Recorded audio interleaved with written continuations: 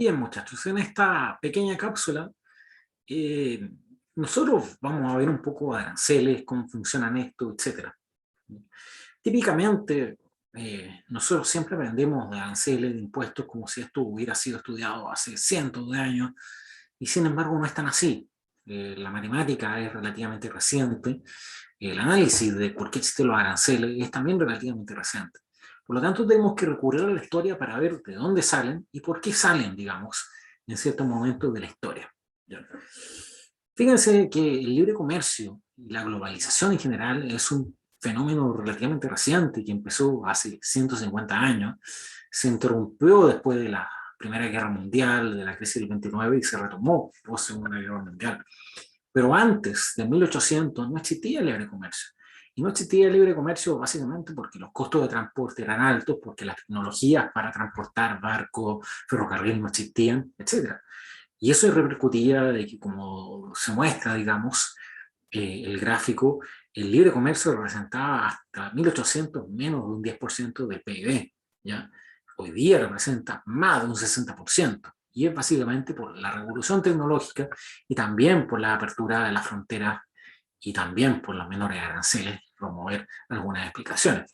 En particular, en los últimos 35 años, el libre comercio ha sido impulsado por la caída de aranceles en general a lo largo del mundo, por las distintas rondas de negociación. Aquí está el promedio de aranceles que pasó en el 85 a 15% y en 97 a 6%. El libre comercio, por lo tanto, es un fenómeno reciente de los últimos 100 años, básicamente, y en las últimas décadas se explica por los menores aranceles. La pregunta que queremos abordar es por qué existen los aranceles, de dónde salen, a quién se le ocurrió que era una buena idea. Ya hemos visto en las láminas anteriores que los aranceles son malos, lo ideal es el libre comercio. Entonces, ¿quién fue la mente malvada que se le ocurrió el libre comercio, el poner aranceles, digamos, para limitar el libre comercio? No, no fueron mentes malvadas, tiene que ver con otros fenómenos de la naturaleza. Este cuadro es bien interesante, probablemente muchos de ustedes lo conozcan, de Thomas Summer Scales, de la Bahía de Valparaíso. Y esto nos muestra, digamos, una motivación de por qué existen los aranceles. ¿Ya? Piensen, este cuadro data del siglo XIX, 1850. Aquí está el puerto de Valparaíso. Esto hoy día que está cubierto por el mar, digamos, hoy día, digamos, está cubierto, digamos, por terrenos ganados al mar, con zonas portuarias, etc. ¿Por qué este cuadro es interesante y nos ayuda a explicar los aranceles? Porque las formas de recaudar impuestos en esta época tradicionales, el IVA, por ejemplo, que se recauda a través de las boletas de compra y venta, o los salarios, los impuestos a los ingresos, a la renta, que se recaudan a través de las nóminas, digamos, de salarios, qué sé yo, los pagos que se hacen, eso no existe, ¿ya? Y se pagaba todo en efectivo, etcétera, y por lo tanto era difícil, obviamente, recaudar impuestos de esta manera. Entonces, ¿cómo se recaudaban impuestos? ¿Cuál era la manera fácil? Era que oficiales gubernamentales se pararan, digamos, en las aduanas o en los puertos, como en este puerto, a fiscalizar cuánta mercadería salía, cuánto valía y, por lo tanto, cobrar un impuesto para financiar al gobierno.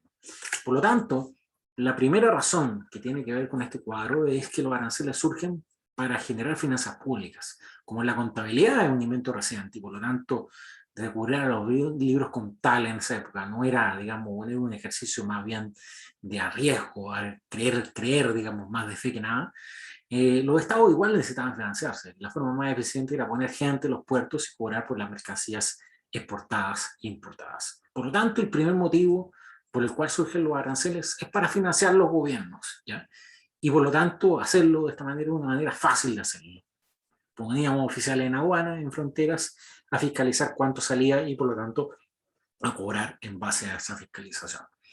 Otra motivación tiene que ver con este episodio que también lo señala este cuadro, la guerra civil de Estados Unidos. Enfrentaba a los estados norteños, antiesclavistas, con los estados del sur, proesclavistas. Pero no fue solamente por esclavitud esta guerra, fue también porque el modelo del norte que quería imponer era un modelo industrial y el modelo del sur era un modelo exportador agrícola. ¿Ya? Y eso generó diferencias en cómo abordar el comercio. ¿Por qué razón? Porque mientras el sur dependía de las exportaciones agrícolas, a Gran Bretaña, por ejemplo, en el caso del algodón, el norte, digamos, buscaba consolidar una industria local. Y la forma fácil de consolidar una industria local es básicamente eliminar la competencia extranjera. Y que la forma de eliminar la competencia extranjera es con aranceles a los competidores extranjeros. Por lo tanto, también surge una práctica anticompetitiva para fortalecer la industria nacional, eliminando la competencia exterior. Le hace poner un impuesto, un arancel extremadamente alto que haga prohibitivo el bien industrial, digamos, de otras partes. Por esto mismo también surgió la guerra civil. Mientras el sur necesitaba el libre comercio para vender sus bienes, el norte, para promover su industria, necesitaba restringir el libre comercio. Esto es bien interesante porque la pregunta es, ¿qué son los aranceles? ¿Cómo son? Existen distintos tipos de aranceles específicos. Cobro una cantidad de dinero cobrado por cada unidad de bien, que es lo más fácil, cobrar X monto, digamos, por unidad de bien, o al valor, en un porcentaje del valor del bien cobrado para cada unidad. Y se puede cobrar a la exportación o las importaciones. Es bien interesante el cobro de aranceles, porque depende del costo en el cual se mide el bien. Se puede cobrar aranceles al bien antes de embarcar el bien, en general las exportaciones, el valor FOB, o bien después de embarcar el bien, considerando costos de flete, seguro, etcétera, llegando al puerto de destino, que es el costo CIF.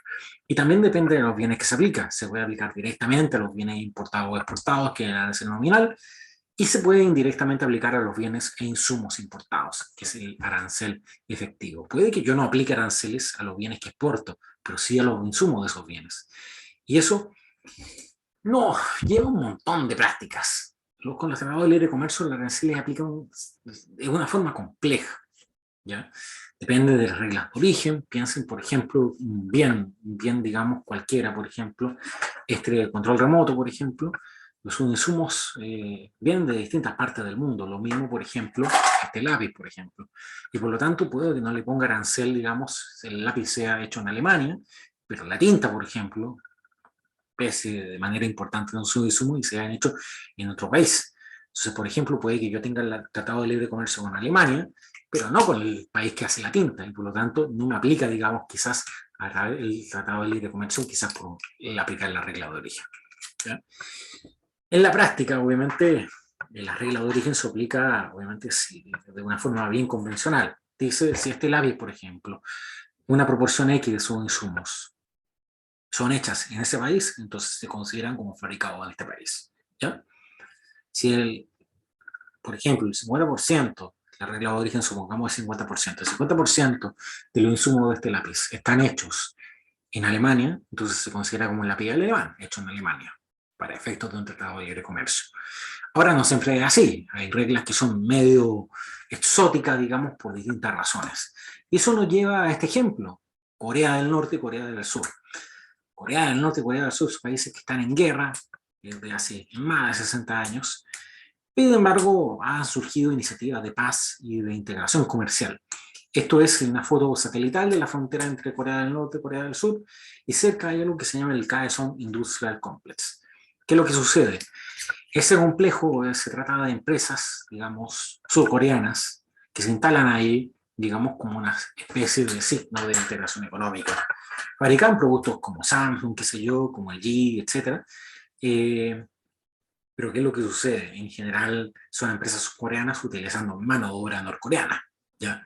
Ahí Corea del Norte también gana al respecto. La mano de obra norcoreana es más barata, sin lugar a dudas. ¿Qué es lo que sucede? Obviamente, como suena feo decir que estos productos son hechos en Corea del Norte, país que está sancionado, ultra sancionado por el resto del mundo por prácticas de guerra, qué sé yo, probar misiles, etc.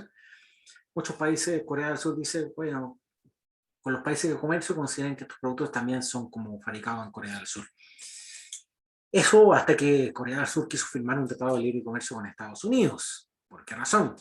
Porque el Congreso de Estados Unidos montó en cólera, dijo, oye, si aplicamos este criterio, implica básicamente subsidiar a Corea del Norte.